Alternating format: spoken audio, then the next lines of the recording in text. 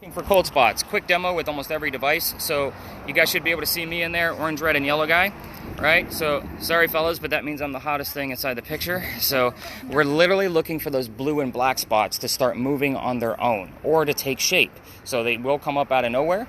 We also have a blue dot bouncing around the screen that's kind of giving us the coldest spot in the frame at that particular moment. It's kind of helping to direct your eye when you get this video back. So I set that up purposely so that way you kind of had a little bit of an aid when you get the video back. Now we also have a sensor crosshairs on there that kind of helps out with some ambient temperature, so that way we can kind of see like what's actually happening versus a cold spot versus ambient temperature. So again, we're literally looking for cold spots with this guy, and I think I'm going to go with the heckler on this. So They just wanted that. I'm always a cold spot. So you're going to hold that horizontal all night long. You don't need to be fragile with it. I see you're kind of being dainty with several fingers. The camera's down here on your lower left-hand side. It is a construction phone, so it is completely secure. You're going to, again, keep it horizontal. So as great as that hardware is, the software sucks. So I'm going to be asking him to start and stop in several different locations. Not to mention, he doesn't need to be, videotaping all of our butts, going in between location to location. So again, I'll be kind of stopping him from time to time. That's like the best part of the film. When you do restart it, I'm going to have you make sure you're in that same position that you are now. It's going to be horizontal with the wiring to your left. So that way, because I splice it all together. Otherwise, we're going to have some sideways video, and then I got to give out your phone number so that you guys can all heckle him. Right? Is that fair? Mm-hmm. All right. Not been a camera guy since my acting days, though. Think you can handle that?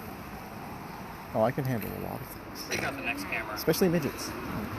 I handle a lot of the little things in life. All right, so this one works a little bit differently. Again, quick demo with this one, just so you guys know what we're looking at.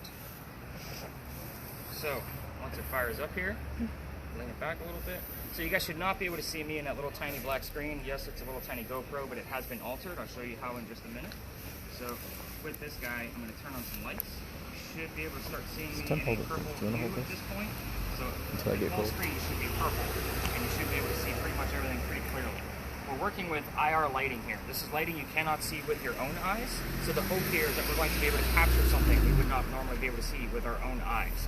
So there's an accompanying item to this, and I'm going to get into that one next. So this one is brand new. I've only had it for 3 days. This is the third night that we've been using it. And so far in the past 2 nights, we have caught something with it both nights. So it's been super fun to be able to use this guy. So as soon as it wants to fire back up again. Again, learning where the buttons are. Again, brand new device. Perfect. All right, so I am going to go ahead and start the recording on this one, just because I want to see how long it is actually going to go. Eliana, was it? Yeah. You seemed very excited about this one. So I'm going to have you take this one from me, and I'm going to show you more about that at our next location. So let's get the accompanying device ready for that one, just because I want to make sure that that one goes to the right person. This is the neuralizer for Men in Black. Nobody's going to remember anything by the time we're done. We're working with lasers. Ooh, Great stuff, right? So, the gist of the lasers is so that we can capture motion with the Phasm camera that I just handed over to Eliana. Hey, those Kinects on Xboxes always pick those up too because they have the same laser patterns. Exactly. So the gist of this is so that we can actually see the lasers through the camera. Now these things light up like a Christmas tree through that camera. So we have the green one, and then we have this red one. The red one gives us red squares. Why do I want red squares too? In the event we actually capture something right here, I want to be able to take the still shot from that video and put it in 3D software and give you a full 3D view of what we caught along with measurements. So again, I've had this for about a year now. The software so far hasn't been able to take anything that we caught, but who knows? Maybe tonight is our night. We just never know. So lasers always stay on the ground. So this one actually has a dot, like a button on the side. You'll have to hold to keep it on. And then this one obviously has a toggle switch. I can release my hand from it. So we always want to keep them on the ground just because there is a laser law in Charleston. And you want to keep them just in front of you. So basically the edge of it should touch your toe, like no further out than that. And I'll show you too more about how to work together with this at our first location. Yeah, that's got the cops called on us because we were playing laser tag in the backyard and the neighbors thought we were trying to shoot at them. It was great. I was having fun. They're shooting lasers at our house. Let's get into spirit boxes. We're just really bad. We're going to be using several tonight. When I say several, I mean 5. There's a lot of spirit boxes. So spirit boxes are a way for us to communicate with the dead. So in essence, this one is going to sweep through the FM radio stations basically like your TV shows give you the white noise, and then Zach Bagans throws you the bullshit he thinks he heard in the middle of it. Yeah, trying to convince you of the same thing. We're going to be doing that in real time. Only these are set up a little bit different. It's not just going to be white noise. I slowed it down so the radio chatter actually comes through. I want the song lyrics, the DJs, the commercials to be able to come through. Getting those anomalies that you guys hear on TV are a rarity. I only capture about 4 to 6 of those per year where I can actually prove that it's a Class A EVP. Using radio stations to convey messages is another method. So it is a 50-50 shot that if we can make out what's coming out of this guy, that I could tie to the location, where we are, a person in history we're discussing, or even something going on with one of you. So it happens all the time. This one is going to record the entire session for us. That's the cool thing.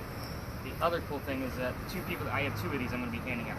This is going to be the only one that records, but the person that's going to be using it is going to have an earbud in. They're going to be the only person to hear it in real time. So I'll be taking notes of whatever they hear in real time to put in your notes for tomorrow morning on top of my spot check when I go through this guy to give you 15 to 25 more markers. Those 15 to 25 more markers, some of them might be relevant, some of them might not be. In the event that it's relevant, I will tell you why it's relevant based on the location of where we are, plus a link to be able to verify the information. So again, these are going to be very specific things. We're going to talk more about that at our first location. So, I'm very quiet over there. So I think I'm going to hand this one off to you. You're going to have to undo the little twist tie for the earbuds, and then there's a volume button right here to leave. So right on my fingertips, you'll have to control the volume at your own will. And again, you can't mess up the recording because it's already recording at an It's a little sensitive. Look, my hands are so pretty. Somebody's gonna see my hands. I'm like, what the fuck is this?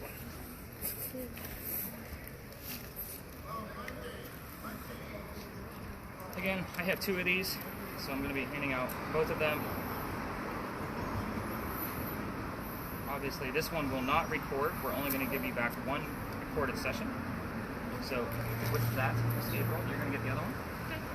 Your volume wheel is right here. It's a wheel. Yeah. Top button. And then, of course, I don't want the earbuds back. All right. There you go. That one's easy enough. Let's see. You look very intrigued by spirit boxes, so I'm giving you an upgrade. So this upgrade is also something relatively new that I've been experimenting with. So this one is an SB11. So what does that mean for you? It's going to sweep through both FM and AM radio stations at the same time. It's going to attempt to take out the white noise in between. So as it's going through, I have no idea what's happening, so I'm going to reset it. Never heard that come through like that. Yeah, don't let me near your radio things. I fuck up radio stations all the time. I'm a walking magnet. What's it for bullshit though? There we go. It's weird. The only thing you have to worry about is the mute button. It's on the right-hand side. It's the only button there. I'm going to mute it for now until we get to that first stop, and then we'll talk more about it. But again, you're going to be listening for any words that are going to creep through there.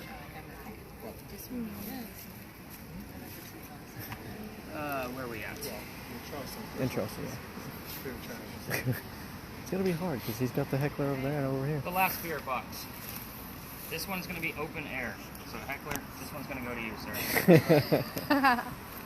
It's going to work the exact same way, only it doesn't have an earbud. So you're going to have to basically control the volume. I will ask you to turn it up and down based on some of our locations. Your volume button is on the side of the ball speaker, so obviously this would be top up where you can see the screen.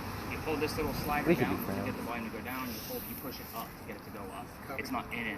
So right now I have it down, but go ahead and play with that for a minute just so you get the gist of how it works. Play with the ball. Play with the ball. Got it. Notice they use singular. Oh, I can throw heckles back. Not everybody's lucky. Oh, sorry, I didn't mean to flash you there. She charges for pictures of her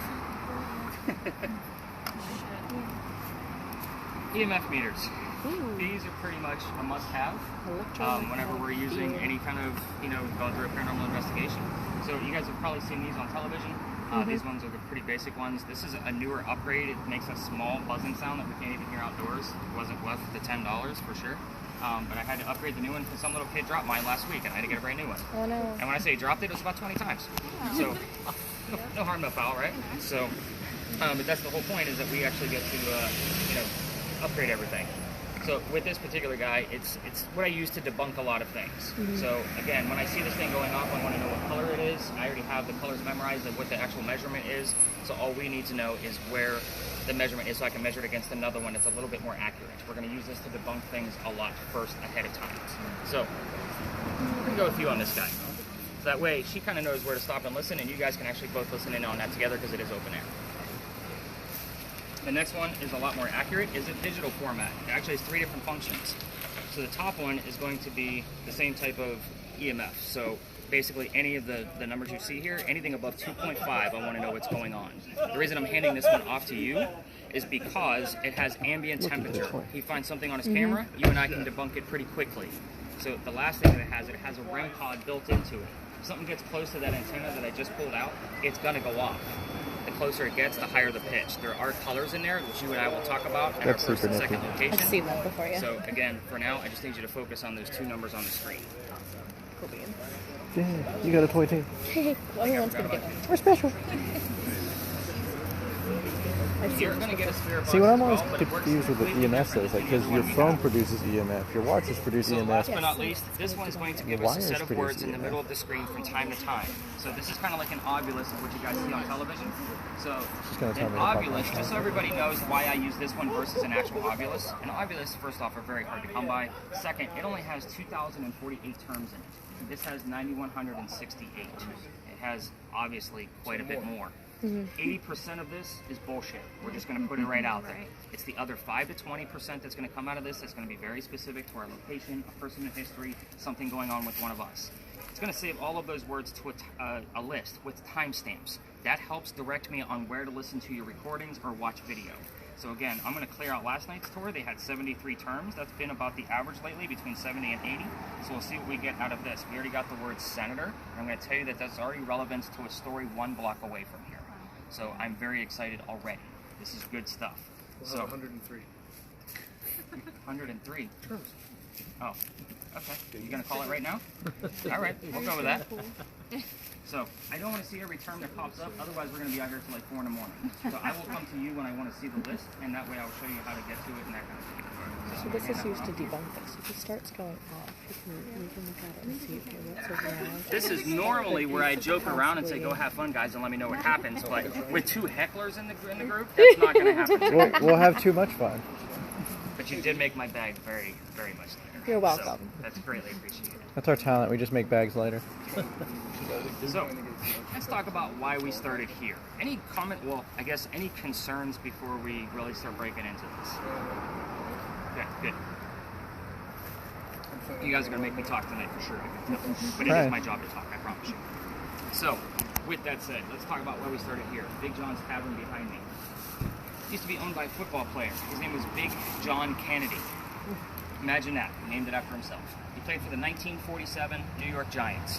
Whenever I'm giving you the history of a location, I will always slow down on keywords specified for those of you with spirit boxes. The reason being is because those are the common terms that I hear when I'm out here. You have to remember, I'm out here 7 nights a week.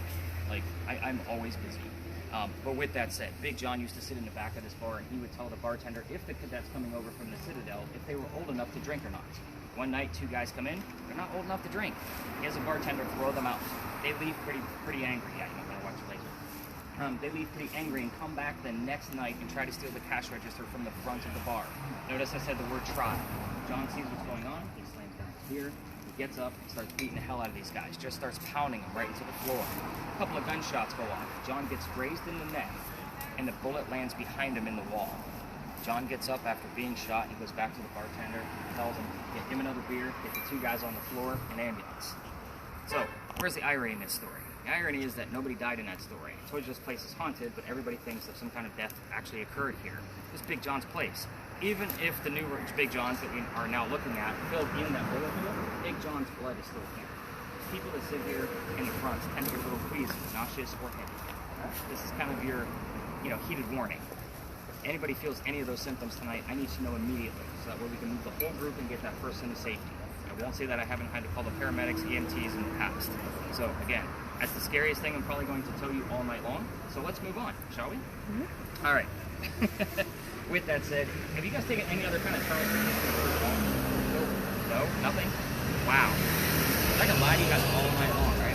No. Pretty much, No, yeah. so I know some history of Charleston. Like I went to high school in South Carolina, middle school and high school in South Carolina. So We had a big earthquake here in 1886. I asked you about the history tours just because every tour guide talks about that earthquake because we're in South Carolina. We're not supposed to have them. The building behind me, Big John, was allegedly where the first death occurred from that earthquake. The white mantling you see in the middle of the building behind me also wraps around the front on the very busy East Bay Street side. So a piece of that broke off, struck somebody in the back of the head, and it killed him, and you can see his ghost in the middle of East Bay Street in the middle of the night. I say apparently and allegedly a lot with that story because I have no proof. It's just a great segue so nobody's thinking about getting sick on the tour, like I just brought up again. Just a Madrid fault is line. everybody ready to go ghost hunting? I gotta get you two to talk. There's a fault line out Way there too somewhere. quiet over there. All right, we're gonna head up this way. Let's go.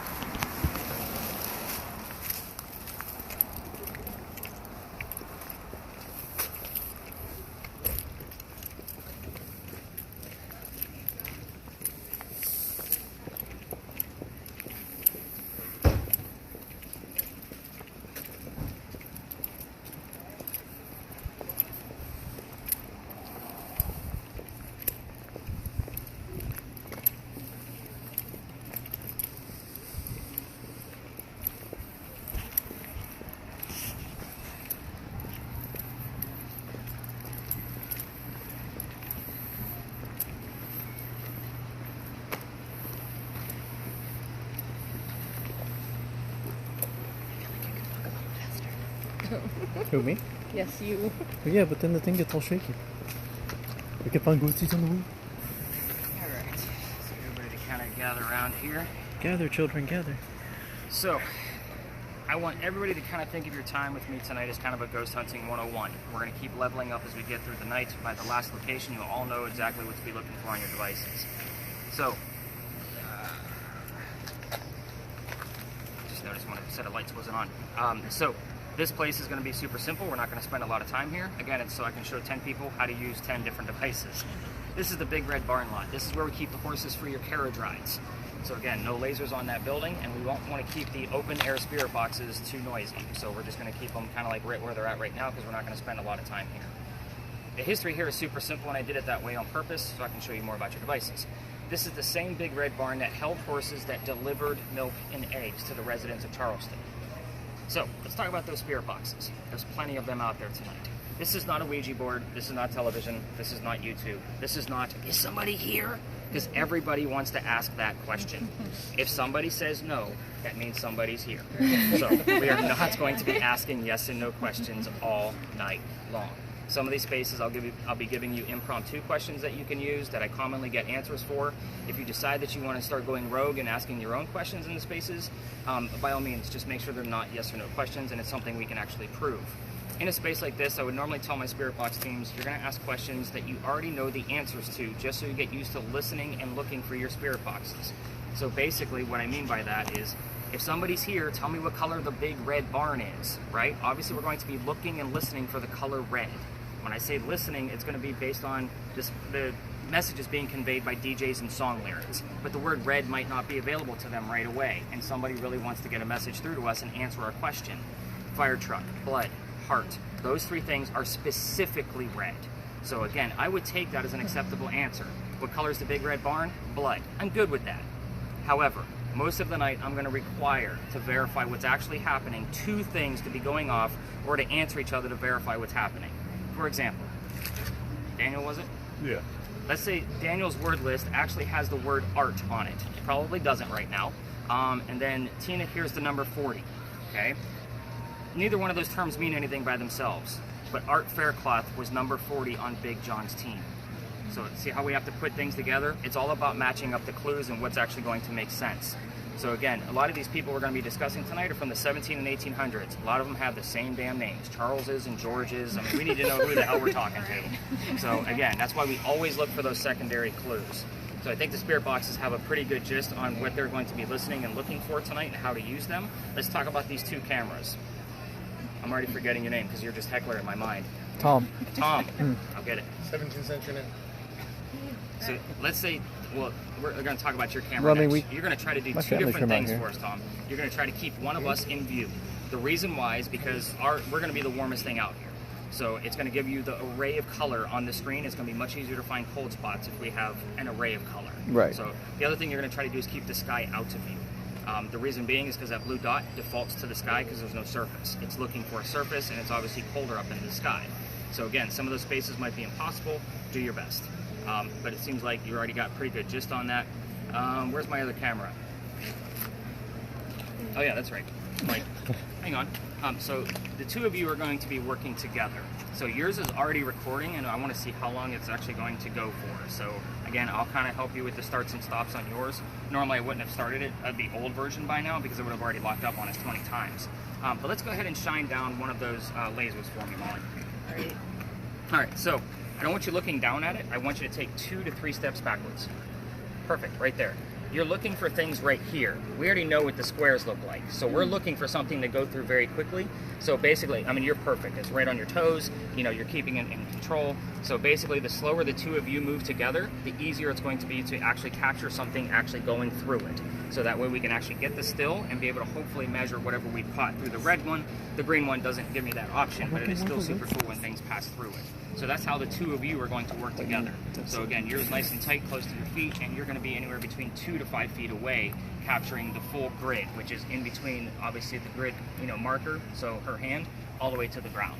So that's basically how the two of you are going to be working together. And there are 10 IR lights on that thing, so the whole screen should be purple, just so you know. All right. Any EMF readings coming up out of yours? Nope. Nothing at all. Highest it's gotten is 0.3. 0.3.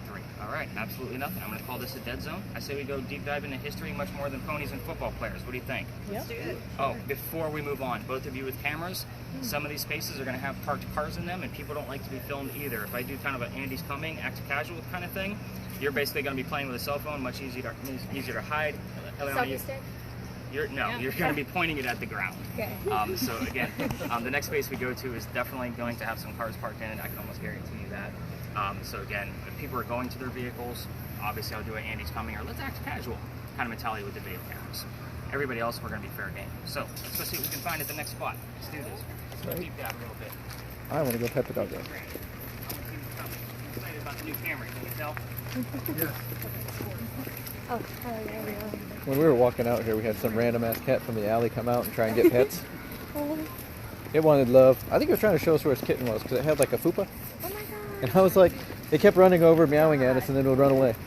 She would have died. Oh my god. And it was like really soft, and it was a little, Looks like a little bangle.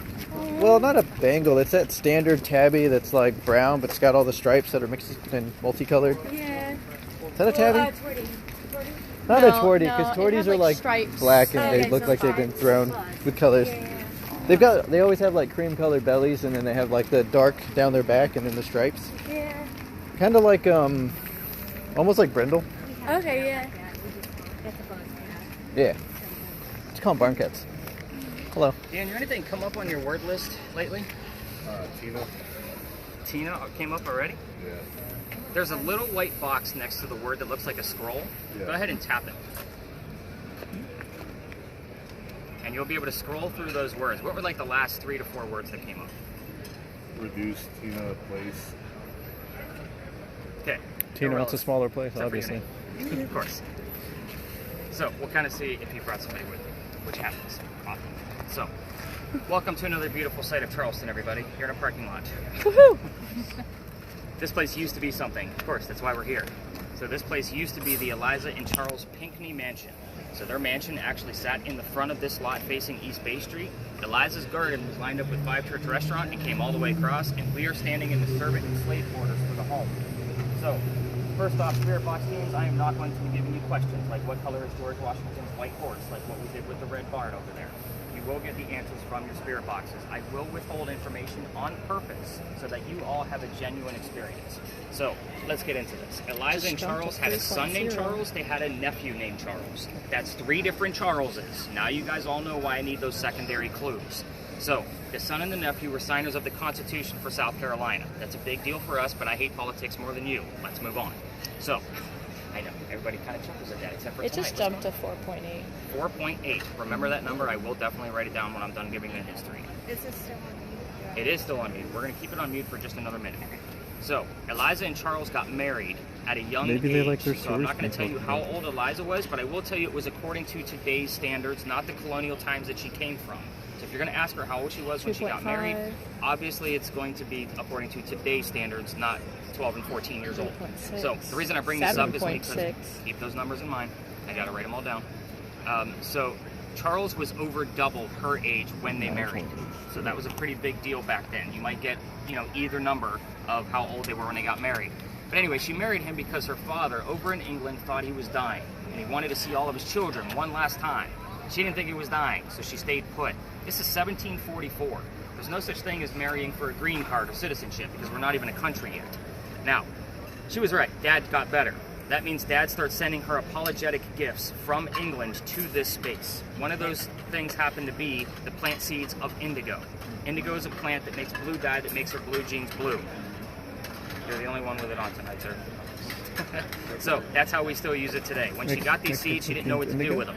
So she had to learn from her slaves how to keep it cultivated, experimented with it here, moved it to a plantation just north of here in Mount Pleasant, calls her father and says, rice plantations are going downhill. We can make a killing with this indigo. Now we have an international businesswoman during colonial times. So that's Eliza's business. Let's get into the weird shit because that's why you guys are all here. Eliza was the second wife named Eliza from Charles, back to back, same year. So with that said, the first wife, Eliza, passed away. 5 months later, he marries this Eliza. Ironically, both Elizas have a maiden name that starts with the letter L. You can ask which Eliza we're talking to by asking her maiden name. Let's see, the mansion's not here anymore. You can ask what happened to it, obviously. If you get an answer, then you can ask what year did that happen in. So again, it's going to be very specific as far as that year goes. As far as the children, this is where I'm going to ask you to tread a little bit lighter. Ask how many children she had. You already know she had at least one. His name was Charles, right? Signed of the Constitution, but there are more. Ask how many and what their names are. That's pretty much it. Reason being is because there was a tragedy among those children. If you poke the bear too much, all activity will stop. And we haven't seen any EMF readings yet other than, you know, the millimeter, which is the more accurate one. So I always watch this one when we first get here. Yeah, you mentioned children. We got 10. I got a 10.3 as soon as you Nice. said kids. So again, all of those EMF readings will stop if we poke that bear too hard, and I'll pretty much know if somebody was poking the bear too hard. As far as Eliza's death, that's where she's completely wide open. You can ask her basically anything you want to. How old she was when she died, what she died from, where she's buried, and what U.S. president was a pallbearer at her funeral. Like, these are all very specific questions. So I also have something else new going with the new SB11 that I like to try out in this space only, and you're going to see why. It's a trigger object. So basically, a trigger object is designed or obtained to try to stir up a little bit more activity.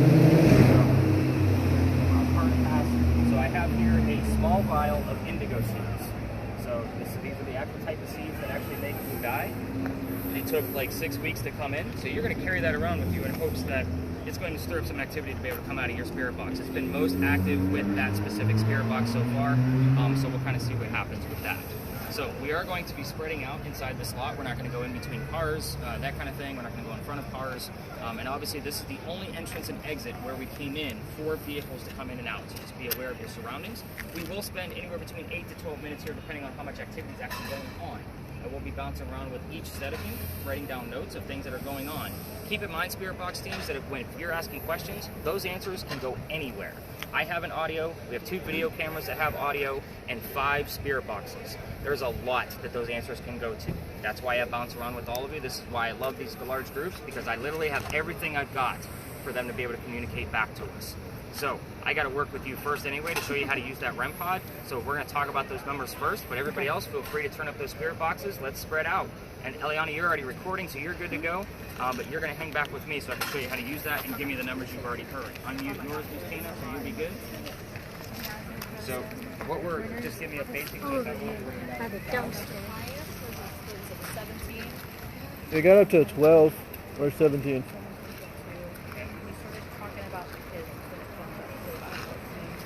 And then it was at 12, and then the 10.2, and the 7.4, and the 3.6. Okay, at this point, I want everything above 17. And it all happened at 9:15, mostly, for when it started.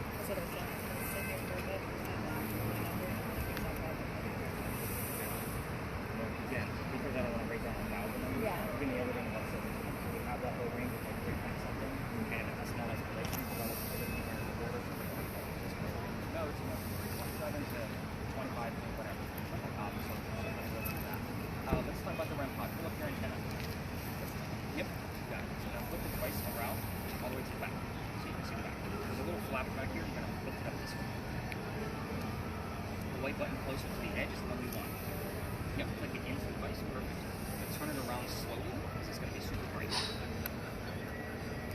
you just did was you created another EMF field that's not being measured. It's a different style around the antenna. So if something's going to interrupt it, it's going to go off. There are different colors in there. So I'd like to use this for kind of a calling answer.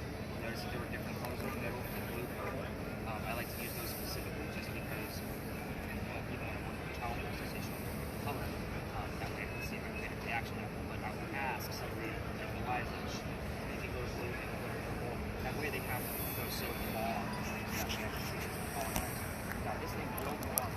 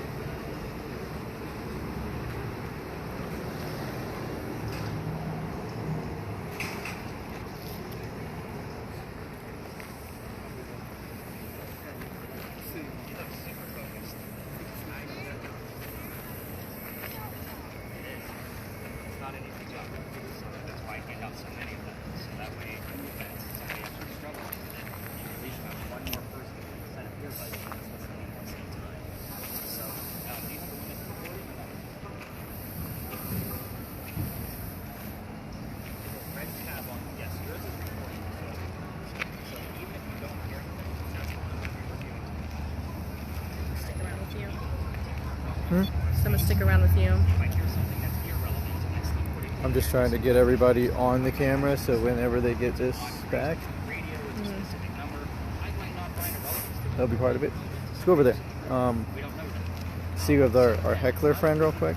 See if he's got anything, and then I say we go over there in that back corner. Well, it peaked up when they were talking about the children. Come on. What other terms have popped up?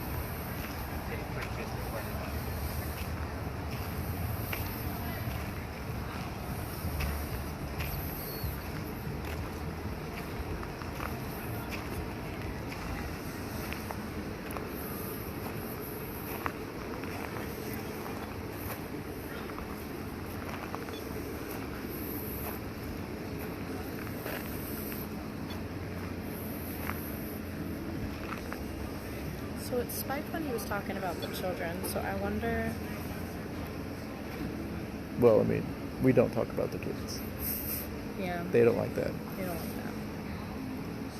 And we're not trying to be dicks. But you can ask about the Elizas, right? Yeah. I thought the garden was beautiful. I've never seen indigo and blue. I wonder what it smells like. Mm-hmm. I can't smell anything anymore. What? You know, it makes me sad. Maybe it'd make them sad too if they can't smell it, because like it's supposed to be smelly, smelly flowers. What about the slaves though? Do you think they would have had interesting names? Because we are supposed to be in their quarters. Wait, the quarters are back over there. That's good. Well, let's go over there and see. So which Eliza was the international business one? Was it all the Elizas, or was it just one? I think it was the second Eliza. The second Eliza was the one who had the I think they said the rice, the cotton fields were not doing well. And so they wanted the indigo. Yeah. Now, did they grow the indigo in the garden, or did they have, I'm guessing they had a second plantation? Well, I mean, if you're going to grow indigo to the level of commerce, Business, yeah. yeah, you're probably going to need a little more than just a little family garden.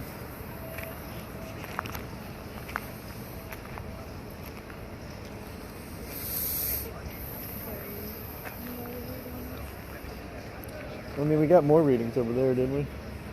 And through here.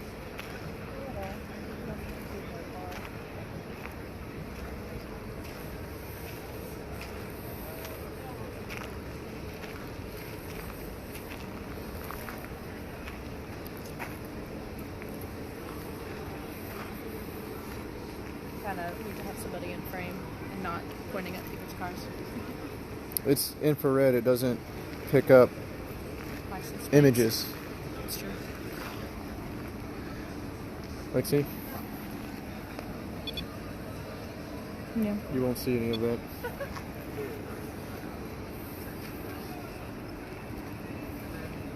And in order to have somebody in frame, you'd have to walk in front of me, not behind me.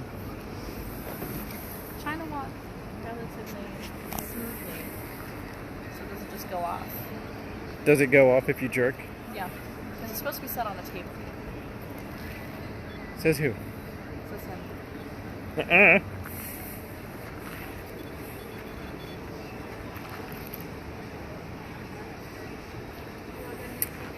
beeping a few Spooky times. ghosty. it's mostly over here. Honestly, it jumped the highest when he was talking about the history. Maybe they're just history buffs being part of history. Yeah. They actually died in like 1998. They just really like the history. They just really like the history. Yeah. Maybe. They hang out just for social studies. Yeah, right. See, that's what I would do. Social studies major. Yeah. I love my social studies teacher. Every time he started class, he was really drunk, so he'd pass out right around our period. Oh, nice. And then he'd tell us about his days when he was a Hell's Angel. My senior year of high school, our social studies teacher, he would like show up and be like, all right, y'all, I'm gonna go make my coffee, and then he'd leave for like 20 minutes. So Just like leave, some notes on the board. my drill instructor when I was in basic training was trying to study for his master's, so half of our basic training he wasn't there. So we just like Just like take care of yourselves. yeah, we policed ourselves and Yeah. did our own stuff, did our own marches and drills. Right? And then What's happening? The REM code's going off. Which means someone's Oh, maybe maybe we're not paying enough attention, right? Okay, sorry.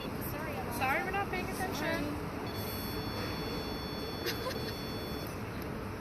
Wow. maybe it just Well, really that's our likes our story about the Okay, military and all that. All right, I'm sorry, Eliza.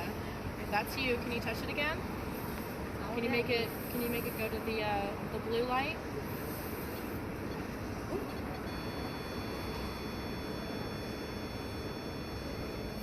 Can you make it go to the blue light? Because I don't think you're trying hard enough. That was yellow. Can you make it go to the blue light? You have to touch it. You have to be closer to it to make it go to the blue.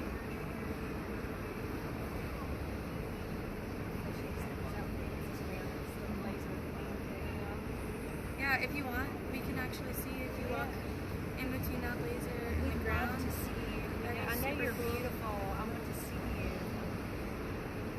Yeah, if you Come actually out. saw. And I promise the lights and stuff aren't going to hurt you. It's just so we know that you're here. It makes it easier to talk to you. And see, I can touch this and it's not going to hurt me. Okay, so if you touch it, we know you're here.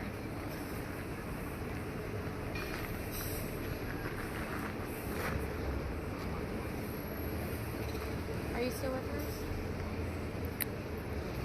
Right? Did you decide to go for a walk, or you don't want to hang out anymore? You want to go past this with the other trees? No. See what? Wait, did it just flash blue? Blue. Thank you. Yeah, do you want to make it the color of your seeds? Can you show us what that was? Get blue for indigo.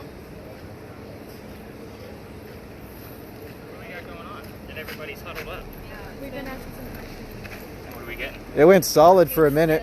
This part hasn't changed, but it's gotten to went up to blue for a second. Okay. Also, we kind of started talking about other stuff, and I think she got really mad. Or maybe she was just happy that we weren't talking about her, and she was like, Yeah, finally the that's focus true. is off me, and decided to hang out. Like, okay, hold on. Yeah, because What about you? her light just stayed solid for like a second, like it just went off the whole time. But I was standing here, I reset it, and then it did it again, solid green. First little blip. Okay. It was nifty. She's standing there.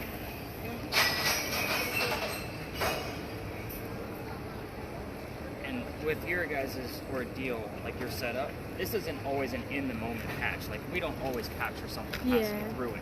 Unfortunately, this is one of those instances where it's fun to use and obviously fun to watch, but that small screen, it makes things very difficult to see in real time. 1921, Oh, shit.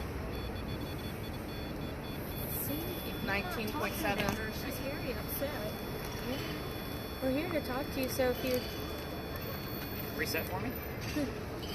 if you'd like to show yourself even more, you could go between that black device and the red light on the ground. We have all these lights for you to touch.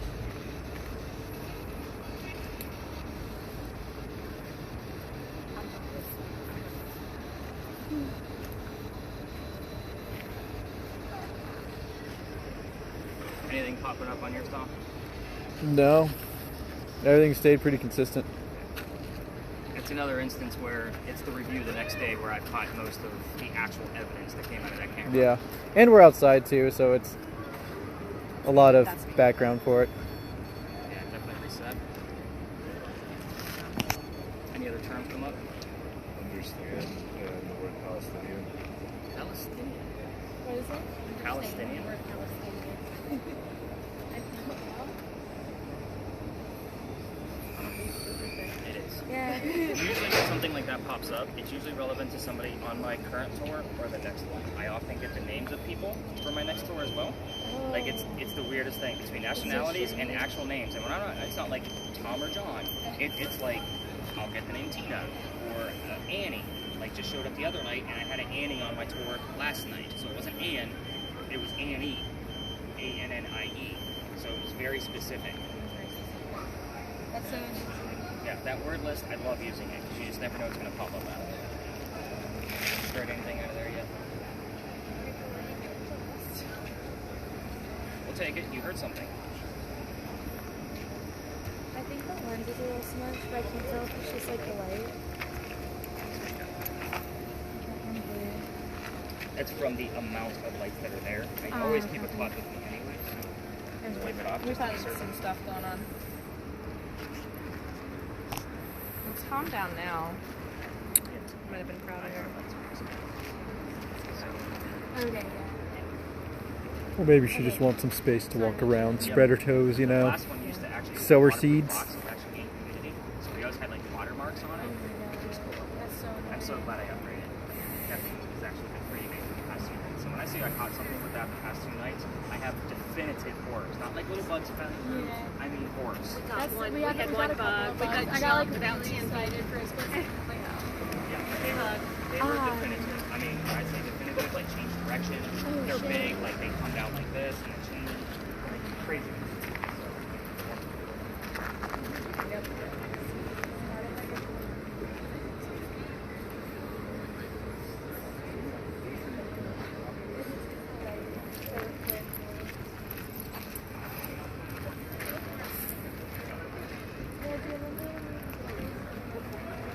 We're gonna go to a different part of the parking lot so we don't feel quite as crowded. I know a lot of people came over. So my question is, if you're a ghostie, right, and you've been here for a while, do you think you would know that things have changed, or are you still seeing things the way that they were I before? guess it depends if it's residual or not. If it's residual, then you're just reliving your life. Now, if you're intelligent, then you know that something has changed. Well, you wouldn't know what technology is because you no longer have ocular exactly, devices. yeah. You're going to interpret information differently. Well, yeah, and that's So why, you're not going to know that's about why I said lasers it's and very lights and important devices. to say, like, this isn't going to hurt you. You know, if you touch the part right here, it's not going to hurt you. It just lets us know that you're here. Yes, the rod Just is with not for any- striking; it is for sniffing.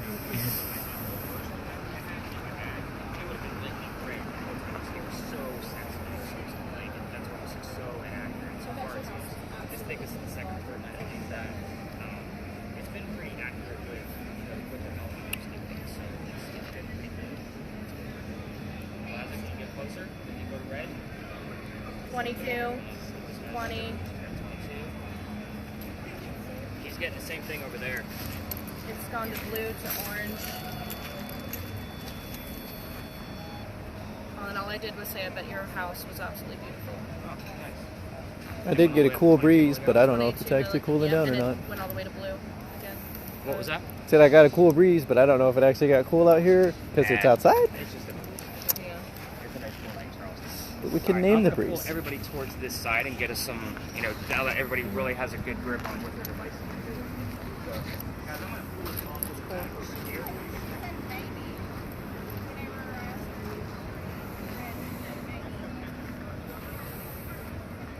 How do you feel about all these random people being in your house, though? Does that, like, bother you? Are you okay with it? Would you rather them not be here? Would it be nicer if you just had your space back? Do you still feel like this is your land?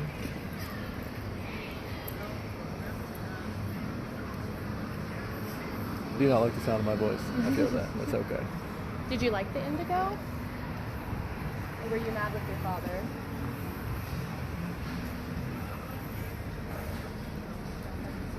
That was crazy. This is cool. Oh? Sorry, I wasn't paying attention. Maybe. It just works out better that way. You know, let them do their thing. Alright, let's go against the wall. I'll start revealing all the answers here. Tell us the secret to the universe.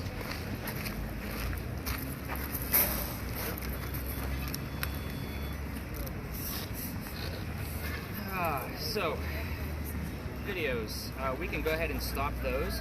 So your video stop is going to be the big red button on your right. So just go ahead and tap it. It should stop. Should I then just of do course the red square? Recorders plug in the cameras one way or the other. And of course sometimes, so you guys don't want that. Any names or words pop up on your list or spirit boxes? No names at all? Nothing? I know you guys are all chatty. Alright, any names pop up on your thing? Kennedy. Interesting. Let's go ahead and mute that for sure while we're in here, just because we don't want to disturb the video. Just tap it once. There you go, perfect. Alright, so when we cross that last crosswalk coming down East Bay Street, that's where the original Charlestown Wall used to be. So you are now inside the original Charlestown, the walled city limits. This is one of the first streets we ever had inside those walls. This is Lodge Alley. It used to be called Simmons Alley. It's got a long history. But the reason I asked for names is because these two buildings weren't always here. People used to live down here. I have the full list of residents and their occupation of every person that's ever lived down here. The names I commonly get are Benjamin and John. I know, very common names. But when I say people live down here, I'm talking like 4 to 6 people at a time. Little tiny chocolate houses scattered throughout the alley. That's only 4 to 6 people. Benjamin and John both lived here in 1801. And John is a very common name, so people like to second guess that. We also get John's last name, which is Johnson. Yes, his name was John Johnson. So we get it quite often. About every 6 to 7 weeks, those two names will pop up in some way, shape, or form. We are right in the middle of that 6 to 7 week loop. So again, I've already had Ben and John and named Simmons show up because this used to be called Simmons Alley. All show up this week already. So am I expecting more? I have no idea. I can only gauge when it's going to give me a roundabout of those specific names. Every once in a while, a third name will pop up. That name is Jane. Again, another name you don't hear very often today. So another person that lived here in 1801. I have no other significance about 1801 other than the names that keep coming up every 6 to 7 weeks. Here's why I think it's happening. You're standing on Belgian blocks. These bricks are made straight of granite. You guys all seem like you're into the paranormal in some way, shape, or form. So you've heard the term limestone before. So limestone is said to stir things up because it comes straight from the earth. So does granite. Especially when it's been staying in the same place for a couple of hundred years, like these, it is said to hang on to the consciousness of memories and basically play them back. They call it the stone tape theory. So again, it's a theory. So can it be proven other than the fact they get the same names every 6 to 7 weeks? It really can.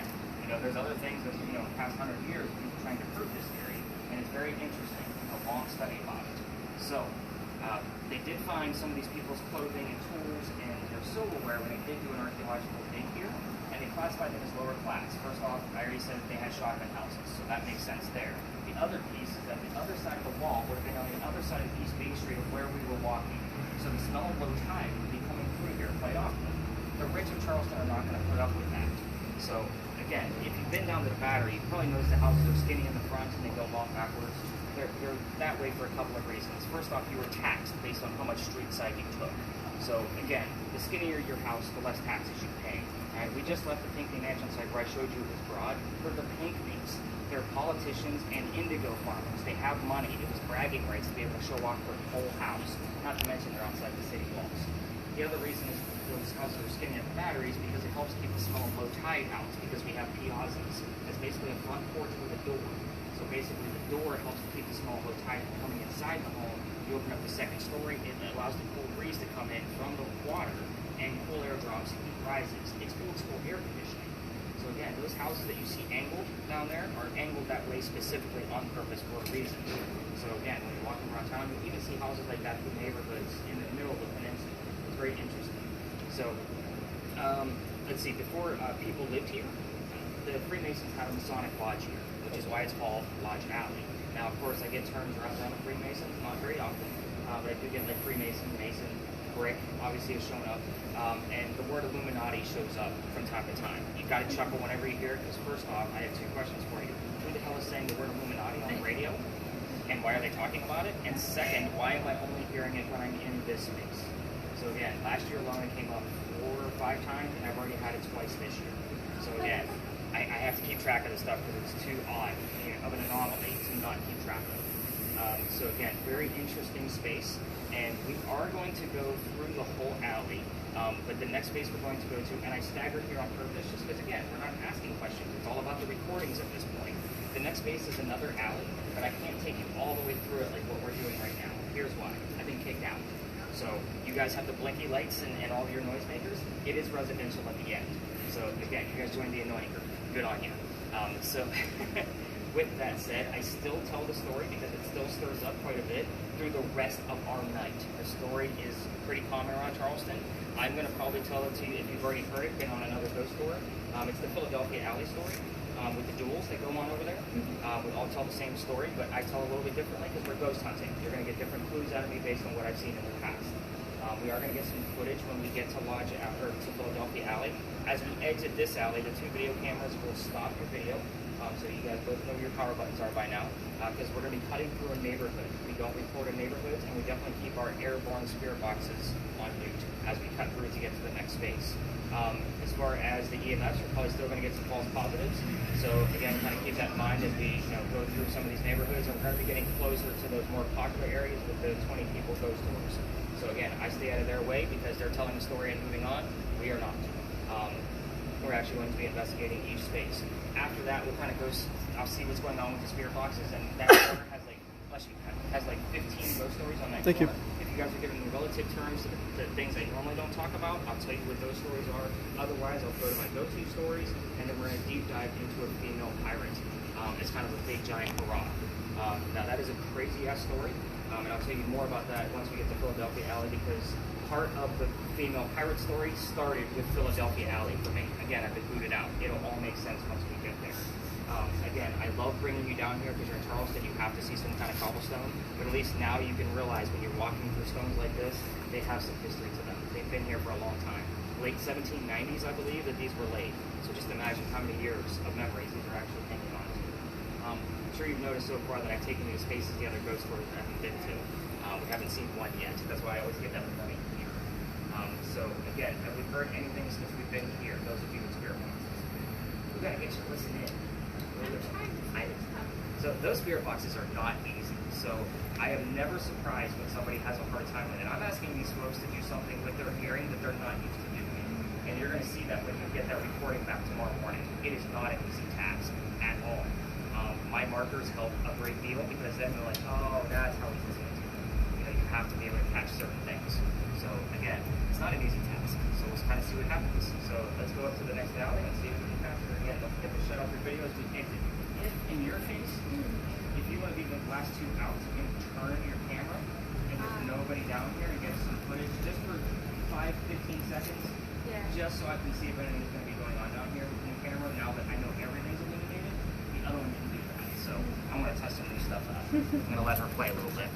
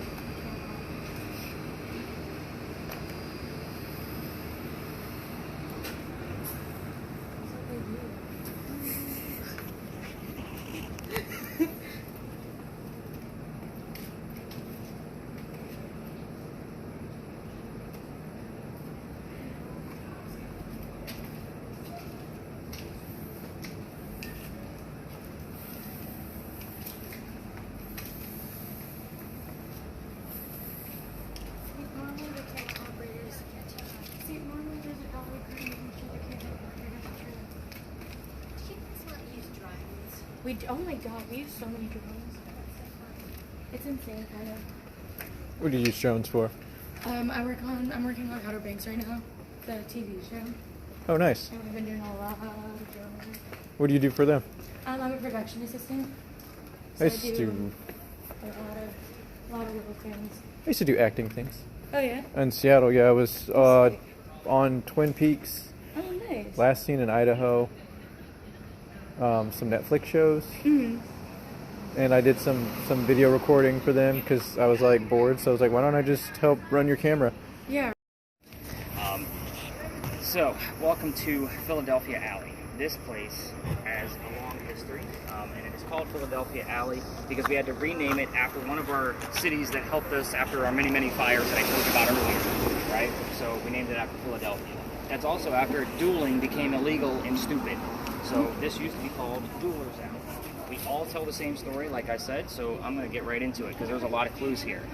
Now, we are going to end right around that next corner, so kind of keep in mind, we could get clues to this space. Yeah, we're going to hit 2 more spots after this, believe it or not. I've seen that look on your face. But we will get clues to this space through the rest of the evening. It happens pretty much on a nightly basis. So, there was a doctor that moves down here from Rhode Island. His name was Joseph Brown Ladd. He moves down here because his fiancée, Amanda, just inherited a bunch of money from her dead parents. She has an attorney helping her out with all of this cash. The attorney thinks the doctor is just after Amanda's money, so he tells Amanda to get rid of the doctor. So the doctor comes to Charleston to prove that he's not just after Amanda's cash. So the coachman that brought him into town set him up to be robbed and killed. It wasn't a very good start to his stay in Charleston.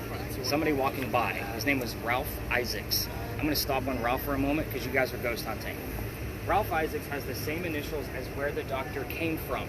Rhode Island, Ralph Isaacs. RI shows up here a lot. When you guys gave me RF earlier, I was kind of like, huh, I wonder. But anyway, so RI does show up. We just need that secondary clue so we know who it belongs to, which main character, basically. So Ralph says, dude, you don't want to stay here. There's a gunman inside. He's going to try to take all your money and kill you. So I have some friends at 59 Church Street where you can rent a room from some friends of mine and you'll be safe. So the doctor takes him up on the offer and the two become friends. But the doctor's practice starts to take off. Apparently she's lost. So his practice takes off, which means he's making his own money now. He's proving his point. Amanda's moving down soon. What's that? She's blocking the camera. Oh. I don't know what she's doing. But she's like all staring at us now, like, what's going on? We should have all just approached the car slowly. Right. Like, Hello. are you our Uber? Dave's too drunk to walk. We need to take him out of here. Because he's making so much more money now, the doctor becomes known as the Whistling Doctor. I want you all to know that every haunted city you will ever go to has a cliched whistling ghost. Ours is a doctor, just so you guys know. Now, him and Ralph go see plays together, but they can't sit next to each other because the doctor makes more money, which is kind of the way the hierarchy works back then. So he's got better seats. They talk about these plays on the way home. One night they go see William III from Shakespeare, and the doctor thought the new actress in town was fantastic. Ralph, not so much. They start arguing over this new actress. Then it gets really ugly when Ralph starts insulting the doctor's fiancée back home in Rhode Island. They go their separate ways. Ralph is from Charleston. He has friends at the newspaper. He puts an ad in the paper telling the whole city what he thinks of the doctor. The doctor sees this ad, and of course rebuttals with, let's go to Duelers Alley. We're going to settle this. So they come down, they take their 10 paces, they turn, the doctor points his gun in the air, and he shoots. He did not want to kill his friend, which is often what happens. He just wanted to show the courage and bravery to show up to the fight. However, Ralph has his one shot. Sorry, Tom. He puts it in the kneecap on the doctor. The doctor doesn't die either, but Ralph proved his point. He's still angry, and he's not willing to forgive. The doctor's friends pick him up. They carry him home to 59 Church Street, where he dies 10 days later, after refusing medical treatment. He's a doctor. He probably tried to bleed it out himself. So here's the catch to this place. They say as you walk down this alley, you can actually hear the whistles from the doctor. I used to take my groups through there, as I mentioned. Do I have things I can't debunk? I do. They're in the background. I want you to keep in mind when you guys go down there by yourselves and turn on your voice recorders on your phones, every local knows the story. Anybody walking up and down Cumberland or Queen Street on the other side throws a whistle down the alley. I do it every single night on my way back to my garage. So when my daughter's on the tour, we race to see who's going to throw the whistle first. So again, keep that in mind if you're listening to your voice recorders. They also say you can hear gunshots when you're down there, but I don't have any proof of that. So again, that's part of the rumor mill. It is a very quiet space. You guys want to know how I got thrown out of this place? Because that's the fun part of this story. Yeah. Absolutely. Tina's like, yes, I want to know. So, this alley didn't always come all the way through. I told you, it's got a long history. So, the other side, those bricks on the ground are older. Those bricks are sun-dried bricks from slave children. We have one full handprint and fingerprint swipes in those bricks. I used to stop and show them off because it's a part of our history. It shows how far we've come. Everybody wants to put a spirit box or an EMF meter near it. I treat that brick the same way I do a grave. That kid is not staring at that brick in the afterlife. I promise you that. We don't get activity from that brick. Since everybody likes to do that, it's outside of a gentleman's dining room window. November 26, 2020, he had had enough. He come out screaming. My daughter thought it was great because Dad's getting yelled at. So, got a whole group of 8 or 9. The reason why I remember that date so specifically is because November 27th was Thanksgiving of that year. I did not have a tour. November 28th, I got a phone call the next morning from the tourism office. I'm the new guy on the block. They want me to either reroute my tour or go down halfway like everybody else. The reason we don't go down halfway is because I told you other groups of 20 will be down there. So 10 people trying to investigate a small space over 20 to 40 people is not fair to us or them. So again, I decided I'm going to reroute and I'm going to take you guys up to where we're going to go and talk about this female pirate. I'm a vampire guy. I didn't even believe in this story. Before I even tell my folks what we're going to be talking about, somebody hears the name Anne on a spirit box. I didn't even mention the name Anne yet. We get there, I tell the story of what I know of Anne Bonny. Not much. Again, I'm not a pirate guy. Somebody else hears the number 300. I have no idea what it means. The next day I'm going through their data and researching it.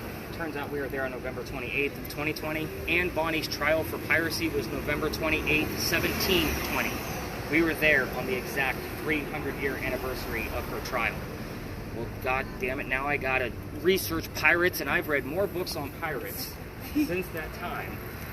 And again, there are so many holes in all of these stories around pirates that none of them truly make sense. What I will tell you tonight around Anne Bonny are basically the commonalities between multiple books. I took a ton of notes when I was reading all of these books to see what was going to be common. So when I piece this together for you and the things that we were getting on our spirit boxes and activity, it is definitely a hit or miss location. We either get a lot or nothing. So it is one or the other. I hate to end a tour that way, but again, it's an investigation. The ghosts aren't on a payroll anyway. I can't pay her to make stuff happen. So here's what's going to happen from here. We're going to go up and around the corner to St. Philip's Church. You guys are going to listen in on your spirit boxes. For those of you video recording, if you want to continue, by all means do so. If you want to stop and give your hands a break, you can do that as well. Whatever you guys hear along the way, tell me once we stop, and I'll kind of see what's relevant. Have we had any terms pop up? Bones, Solution, Daryl, Connor. Connor? Like as in a name? Names are always fun. I get to dive into that. That'll be cool. So we'll see what comes up out of Connor. Anything else that you guys been hearing? Any of you been listening to your spirit boxes? That's my brother's middle name. Andy? Anything out of yours? Nothing we've been talking. Okay. All right. Well, let's go see what goes up and around that corner. Let's see what we got. Quiet ghost, don't worry. That's a bad idea.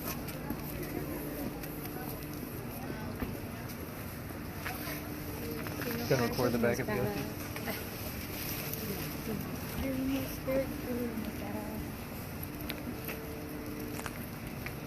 Well, I mean, they'd have to be like more ruthless, wouldn't they? Oh, yeah, but to be taken to your safe, actually.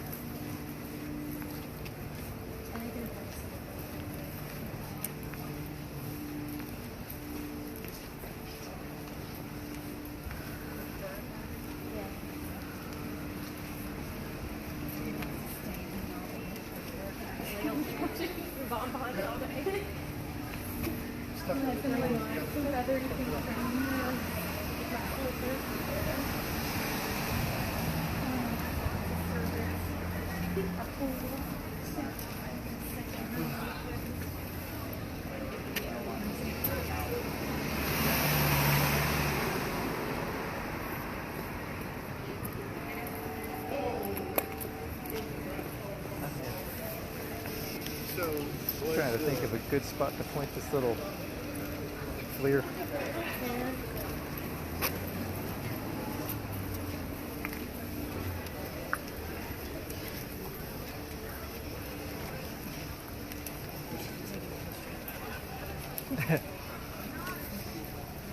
Maybe you'll sandwich it next time.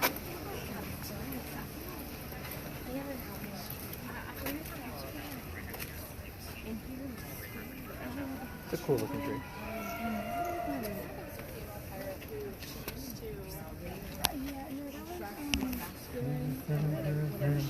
Conquer a ship or Yep. beat someone in a battle, she would show them her Yeah, breast. that's the same. That's Anne. That's Anne? Okay. It's like, she's pretty cool.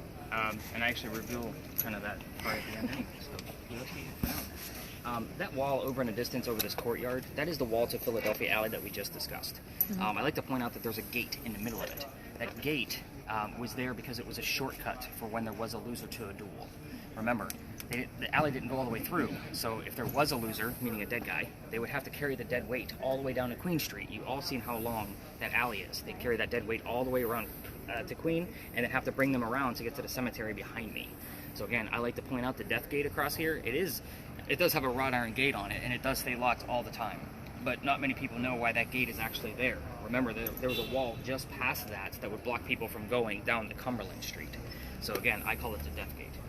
So let's go ahead and have a seat. We're going to chill here for a few minutes and give you guys a little break. So you guys came here to go to work, and here we are. I'm going to give you a little break. Tom's like, I'm going to keep it right there. You're in my way. Go sit down. Point the camera that way. But there could be things. All right, so have we heard anything along the way? Did we see anything on our cameras? We got anything going on? Nothing at all? All right, perfect. I've just been keeping it steady and not really looking at it. That's perfectly fine too. It's easier to review it on your TV set. So again, I'm going to give it to YouTube so that way you guys can watch it however you guys want to. So first off, every tour stops up at this cemetery. I let them have it because it's their one show and tell. So I still tell the story just because I still get a little bit of evidence being this close to the cemetery. So first off, I'd like to point out a couple of things about the cemetery. There's two different sides. You have the eastern side and the western side. The eastern side, if you belong to, or if you're from Charleston and you belong to the church, you can actually get buried on this side. If you're not from here, you go to the other side. Your 7th Vice President Calhoun is on the other side. They actually moved his sarcophagus several times trying to figure out where the hell he was supposed to go. Turns out he's not from here. He went to the other side. So, again, I like to point that out first and foremost. But every tour, every ghost tour but me stops up there because there's a sign right there. Bless you. You're welcome. Just scared the hell out of everybody. I've seen it coming. So, Got my shirt. hi guys. I do tricks with water and wine. Tricks with water and wine.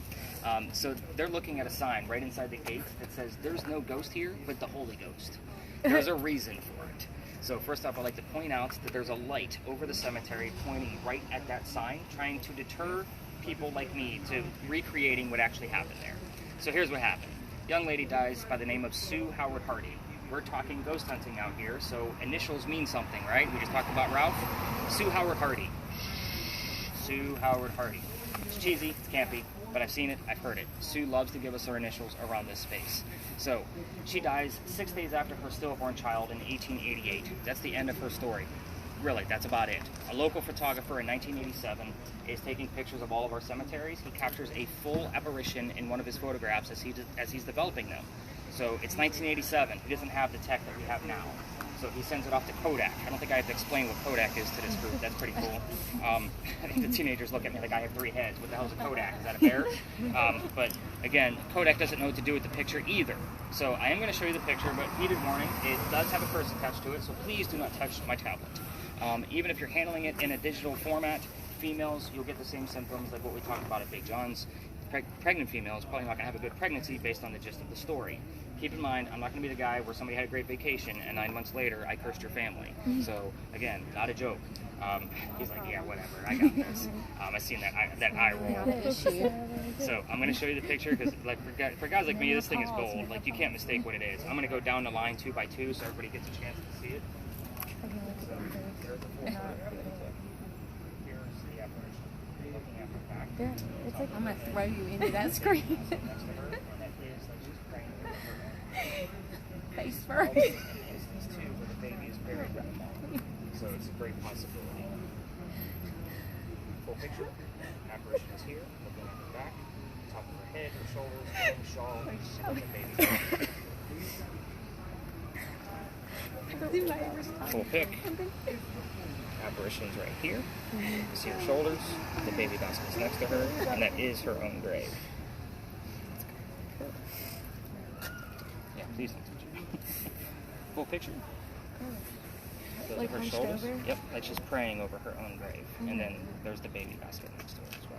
Even when you blow this in up the further, that's the, yeah, right here. Yeah. You can see the weaving on the basket. Like when you That's zoom in on a amazing. You computer. had some Polaroids of me. She said that I was supposed to be a person. I hate which one thing. It's something with me as a kid. It would show me and then something else that looked exactly like me. But the weird thing was, is I was making a That's where it's pose amazing. in the Yeah, camera that's Seriously. that wasn't in any of the Like, photos. seriously. So that's why I Completely kind of like different to let them have that story. Like it shows a it's their picture of one me, and then it thing shows a they picture of can the kid actually standing show right next to me, off. like holding his elbow and is like, yeah. All right, so let's get your mindset on pirates before we go deep dive into Anne Bonny across the The irony street. of my name. You guys see the burning gas lamp off in the distance down there? So that's the pirate house. So somebody does live there. There's a big anchor on the front of it to kind of recognize it as the pirate house. And don't go in his backyard looking for ghosts. He also gets angry. Don't ask me how I know all of these neighbors not to make angry. But yeah, he gets pretty mad. But anyway, that's where Blackbeard's men would come off their ships, and they'd have a place to stay. They'd meet with a few ladies, and obviously they'd have a bed, not on a ship. They dug a tunnel underneath the pirate house going 1 block away to where Dock Street Theater sits now. Dock Street Theater at the time was called Planters Hotel. Planters Hotel was a whorehouse, a playhouse, and a hotel. Obviously we're talking pirates, the whorehouse was an attraction, but the playhouse, pirates were our first stagehands. They would go there to work, in between bartering with our locals. So again, it's a very interesting story, and you're thinking, really, they dug a tunnel? Yes, they just filled it in the 1990s. So this was not a myth or a legend. We are below sea level here, so it probably flooded all the time. I don't know how deep it was, I don't have those specs, but again, this is not a myth or legend. The myth or legend is that Blackbeard actually buried some of his treasure there. We know that that damn treasure is in North Carolina, not South Carolina, if you know anything about pirates. So it is definitely not here. So now that your mindset is on piracy, let's go across the street and let's go see if we can deep dive with Anne Bonny. This is a nutty story. Let's get you guys Yeah, it's where he killed that man in the front. And there's a bloody And spot on the there's a steps. blood stain on the stairs. And then also they found like an animal in the bottom of the And there's a little girl there. I like the history. That parking lot was cool. I got a lot of stuff.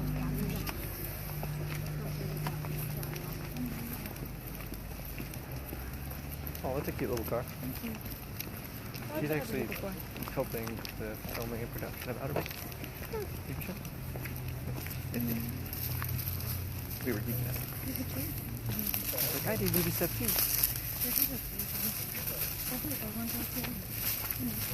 Yeah, no, but that's true. Like the pictures, when I was younger, the pictures that they would take of me would always have an after image. And my mom said it was the twin that I ate. Or the twin that got miscarried. I didn't eat him. He left early. Oh, this parking lot is way busier than normal. Normally, I would take us back to the Ivy Wall. Any of you tourists that are picture takers, this is a beautiful shot. So just in case anybody wants to take pictures while I'm telling the story, by all means do so. I don't mind. I encourage you to take pictures anyway, if I didn't tell you that at the beginning. So, welcome to the Gunpowder Magazine. It's just kind of weird that it's right to my left. I could do the Vanna White tonight, which is kind of interesting. So, this building is very, look out, those are not crosses on the building. Those are earthquake bolts. Basic gist of earthquake bolts is that they are turnbuckles. In the event we have another earthquake, like what we did in 1886, which we have not, you can turn those turnbuckles slowly each day, and it will straighten the building back up again. It's a great idea, it just doesn't work. So, just so you guys know.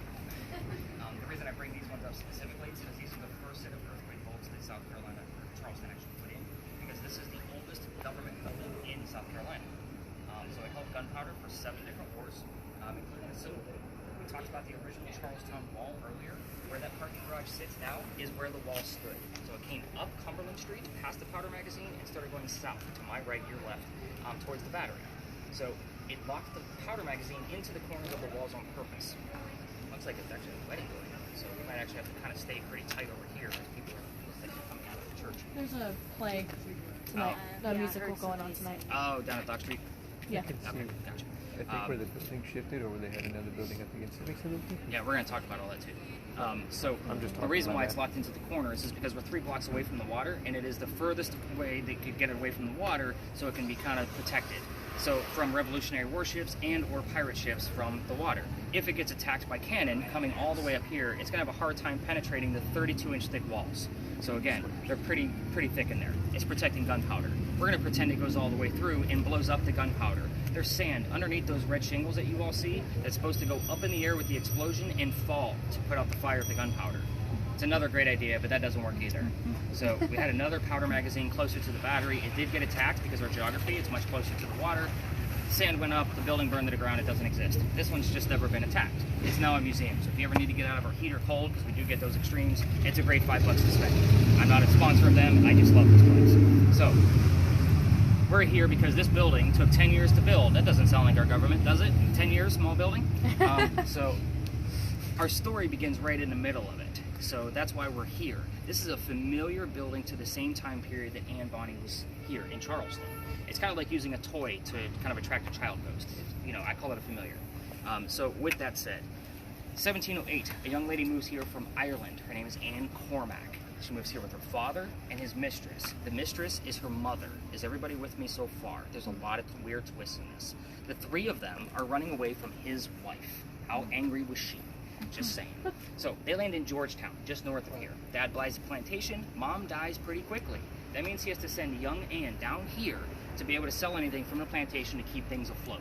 Now, back home in Ireland, Anne was kind of a badass already from the start. At the age of like 10 to 11 years old, they say she killed one of her servants with a knife to the belly. Just kind of keep that mentality of this young lady in your brain the whole story. So we're going to fast forward. This building is done in 1713. 1715, pirates are coming through town. So Anne's pretty stoked. She's probably 16, 17 years old at this time. She falls in love pretty quickly. Guy number one, his name is James Bonny. Yes, I said guy number one, there's going to be a couple. I'll keep tally. So James Bonny's a filthy pirate and Dad just doesn't approve. They run away to Jamaica, they get married, Anne Cormac becomes Anne Bonny. You already see where this was going, right? So when they get there, this is not the swashbuckling Captain Jack Sparrow that she was hoping for that we all know and love. This guy's a privateer. He's a spy for the British. This is not who she wanted. He's a coward. So she falls in love again a few years later. Guy number two. His name is John Rackham, aka Calico Jack. Much cooler name, has his own ship. Yes, this is the character that Jack Sparrow is based off of. But Anne wants to be part of Jack's ship. We're going to refer to him as Jack and not John, by the way. There's too many J names for this story for you all to remember. That's my job. Did she kill the first one? She did not. She's still married. But she falls in love again. She remains Anne Bonny. We're going to talk about that too. Wow, you guys are really jumping the gun on me tonight. Oh, you got to keep these guys in check. So she wants to be part of his ship, but girls curse pirate ships. You cannot put a girl on a crew, so he makes a deal with her. You dress like a guy and be part of the crew. You can hide yourself, but you're going to be a female in my quarters. He's the captain. That's how it's going to go down. She's okay with this because Dad used to cross-dress her as a boy back home in Ireland to hide her away from his wife. So she's like, whatever, I'm a pirate, let's go. Adults, let's put two and two together. Her being a female in his quarters, she's eventually going to get pregnant. You cannot have a pregnant pirate dude on the crew. Somebody's going to figure it out. He drops her off in Cuba. These are friends of mine. They'll help you out, have the baby, come back later, we'll figure it out. She goes and has the baby, but returns with no baby. We have no idea what happened to this child. She's also dressed like a female. This makes Jack pretty angry. Jack just captured another pirate crew while she was away. They're down below deck. Anne's going to go flirting because that's what Anne does. Guy number three. Guy number three turns out to be a female dressed like a guy to be part of the pirate crew that Calico Jack just captured. Yes, I practice that in front of the mirror so I don't mess it up. Nice. So, with that said, I have two females now on this ship that are doing the exact same thing. Her name is Mary Reed. Now, her and Mary become friends, possibly lovers, we'll never know for certain, and she becomes part of the crew. However, the British find out where they are. They send their entire fleet of ships to come take down one pirate ship. Anne and Mary are the only two pirates not drunk enough to come up and fight with their one-bullet flintlocks. They're gonna get taken. Like, let me just put that ahead of time. As they're being arrested by the British, Anne looks at her captain and beau, Calico Jack, and says, "You should have fought like a man instead of being hanged like a dog." Obviously, dog being a prominent spirit box term here. The judge, his name is Nicholas Laws. He wants to see the two men that fought back so valiantly. He's already tried and hung Calico Jack and the drunken crew that couldn't come up and fight. They're dead and gone. The two ladies go in front of him. They reveal their gender, hoping to save themselves. He doesn't care. They're still females. They're still pirates. He's going to hang them anyway. "We plead our bellies," was the last thing they said, meaning they're both claiming to be pregnant. You cannot hang a pregnant woman in 1720. It is illegal. He sends them both back to jail, delays the hanging. Dad is still here in the Charleston area. He has his Irish money. He bails out Anne, she comes back home, she remarries, guy number 4, husband number 2, has 4 children, and dies at the age of 84. I know, all of my stories end abruptly with death, but that's what we do here. Mary Reed, she dies a year later in 1721 from whatever pirates die from in a Jamaican jail. Use your imagination. I'm sure it was scurvious and bumpy and gross and whatever other thing you want to come up with. So during this tale, I left out 2 facts on purpose, because at this point, everybody kind of knows, pretty well knows how to use your devices. But I left out 2 questions that you can get started with. I'm not going to give you a plethora of questions like what we did at the Pinckney Mansion. I left out the name of Calico Jack's ship. I also left out the name of Anne Bonny's parents, purposely. So that way you guys can ask those. That would be the father and the mistress, not his wife. So that way you can ask Anne Bonny what her parents' names were, or the name of Calico Jack's ship. I did tell you at the very beginning of the story that people have passed out. This story that I'm going to tell you, I'm going to need another minute of your time before we spread out, is relative to the story. Kind of like me getting kicked out of Philadelphia Alley. Same principle. So, back in September, I actually had a pretty full group, it's about 7 or 8 people. I take him to the back wall. The kid next to me goes white as a ghost. Yes, that pun was intended. And I start to pick him up by his armpit because he's about to drop like a wet noodle as soon as we enter the space. His boyfriend picks him up from the other side, and we bring him over to that little brick wall over there because there's a ledge where he can sit down. I send the boyfriend over with a few dollars to the vending machine for a bottle of water. He comes back. He's feeling better. I then tell the story. It's important to know I didn't tell the story yet. So I send everybody out to go play with their devices. They pull me aside. Nick, we have to tell you something.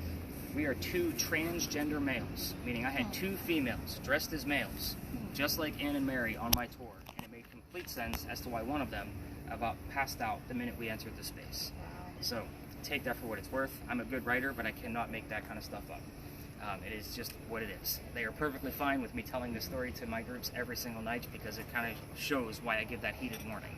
I have had people, psychics particularly, pass out like wet noodles on this tour, usually from the Pinckney Mansion site from the high EMF readings that we normally get. So again, it is one of those, it's legit. First time somebody passed out, I was in CPR class the next day. I now carry a first aid kit with me the whole night. Like, I don't want anybody getting hurt, while they're spending time with me trying to have some fun. So we're going to explore the space. Video cameras, I do want you guys to go to the front of the building, which means you have to exit the lot and make a left. You're going to go to the front. Granted, there's no other tours there. You can point your lasers in the front lawn. Just be careful to keep them on the ground. These are apartments. By the way, pointing out earthquake bolts, this is another earthquake bolt, just more modern. They just don't work. It's just a part of our Charleston charm. You've probably seen them as lion heads and pineapples and other stupid things we have around town. So again, I just wanted to point out because we're so close. But yeah, definitely point them lasers, get us some good footage. You're obviously recording. I can see your blinking light, which is awesome. This is that space I told you about the first night that I used that camera. That anomaly was unmistakable. So, and you guys, I don't hide any of your data. It all stays up on my website for an entire year. So be mindful, people are probably going to be coming out of that place since I've already seen a couple of tuxedos coming out, so just be mindful of moving vehicles. We're going to explore the space. If you want to go in the front, just don't interrupt the other tours. Let them do their thing and move on because you're doing something way more important. You're having fun. They're listening. That's it. I'm putting you guys to work. All right, let's spread out. Let's have some fun. We're going to end over this wall. Yes, absolutely. We want that. So EMF readers, just so you know, this is not the Pinckney Mansion site where you're going to get a lot of blips. It's a matter of your REM pod. If you get anything on yours, I'm excited. So definitely let me know what you're getting out of that. So, but yeah, definitely turn on your REM pod and have some fun with that. Yeah. But yeah, be mindful of all these other people trying to come in and out of here. My heart's just angry. A little crazy. So I think I got to talk to you two. So, Calico Jack, what was the name of your ship? And, Calico Jack would not be here. We want Anne. But we were Bonny. supposed to ask what Calico Jack's ship the name of the ship. was. But we want to know Anne Bonny's parents' name too. Yeah. So, We Anne. don't have the things, but yeah. Well, Anne, I don't know if it means anything to you, but I often dress. My boyfriend here is wearing my jacket. I like wearing men's clothes. I have a binder. I think that's the other ghosty tour. Sometimes.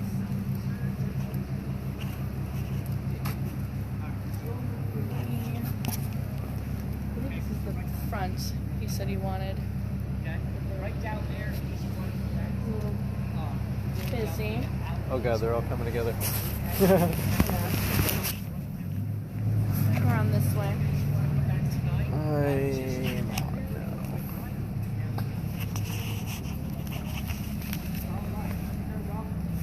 So he's almost done. So I'm gonna go this way.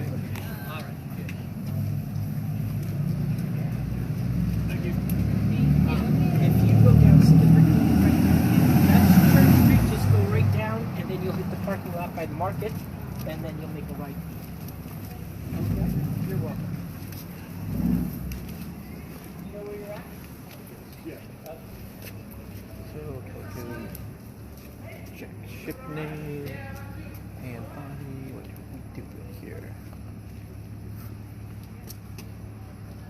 They're all just friends now.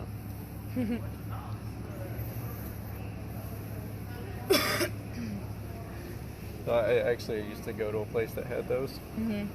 They weren't for pirates, but somebody was getting your booty. Not mine, just other people's. I wonder how. That is the least amount of activity I've seen. Yeah.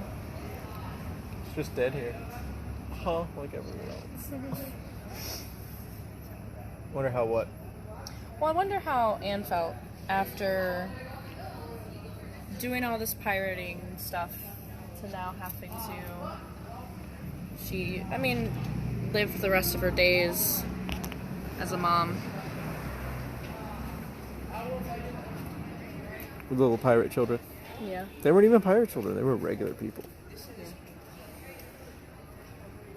I mean, she sowed her wild oats and decided to do bigger and better things. Well, I wonder what happened to her first husband, too. I like the backpack. That's a cool backpack. Right? We like your backpack. Thank you. Yeah, we won't do that yet.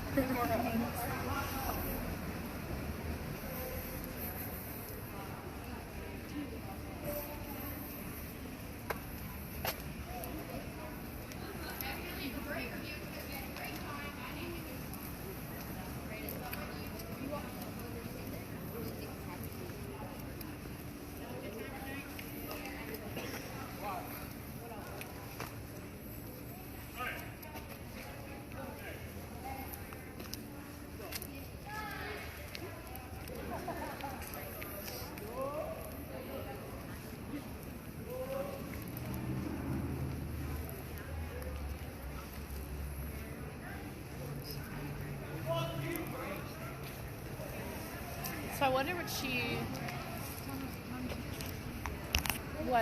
name she went by. If she chose a different name when she was a male crew member. Other than Anne? Yeah. Just can't go around as Anne. You think she kept a dirty face to make it look like she had facial hair?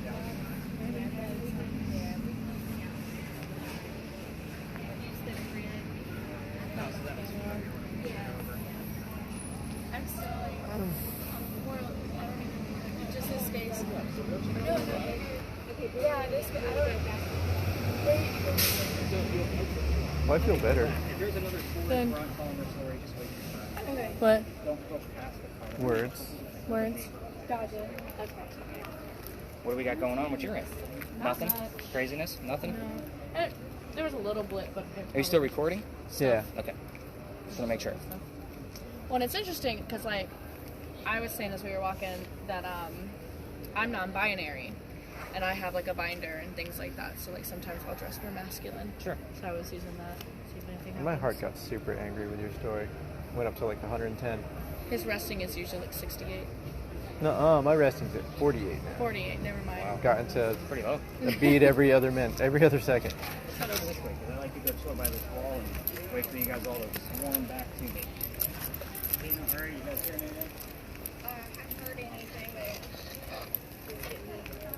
like it was turning red over here by the So, gate over here. I forgot to give you the warning. There's an electrical pole here and on the corner. Yeah, And as we 'cause I get wasn't closer to looking the for bushes, you're going to get a little bit of a blip because of the parking meters. Gotcha. My mistake. And it's actually No, a good thing. because I you both didn't here. get anything. Mine didn't get anything higher than like a 1 point something. Have you heard anything on your teenage returns? Not anything I can make out I yet. keep getting the same name here over and over and over again. Reset. That is definitely not you. Purple and blue. At least Well, hi. whoever it is makes some pretty colors.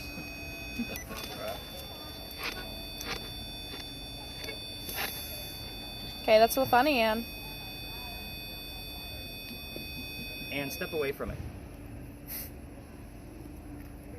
You gotta be stern with pirates. Maybe go back to purple.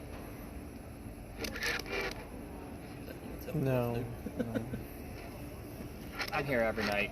It's not like she doesn't know who the hell I am. All right. Make it go back to purple. Please. No, please. No, I'm just kidding. Would you make it go back to purple? No? Okay. Told you, they just don't like me. cute little house. really random. That was completely random. It was almost like a hello. Well, hi. Right? I mean, we can chit chat. That's fine.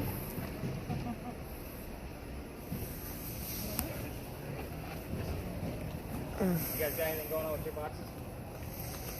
And if that was you, you can make it go back to purple. You can come touch this rod. You can Yeah. come talk to her.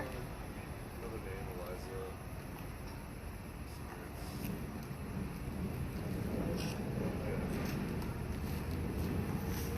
My family's Irish, although I've never been to Ireland.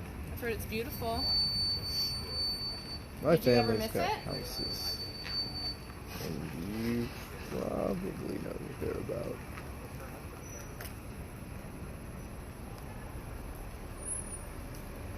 You know anything about the pages or the Rylands or the Rockfords? Their Interesting shenanigans that at it showed up Westmeath. here. Yeah.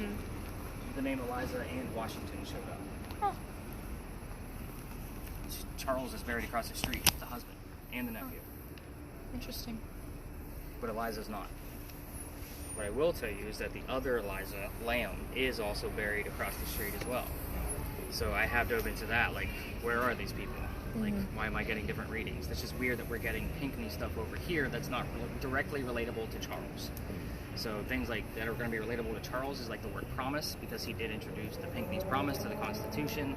I have gotten his birthday, you know, his specific birthday and his death date are both in October. So October will show up twice around here because he's obviously right across the street. You know, it's just weird that we're getting Eliza and Washington over here. I just find it very weird. And normally I don't get followed. It doesn't like really trail too far from the original location. Like it was Eliza and she got mad at me and paid attention to it again.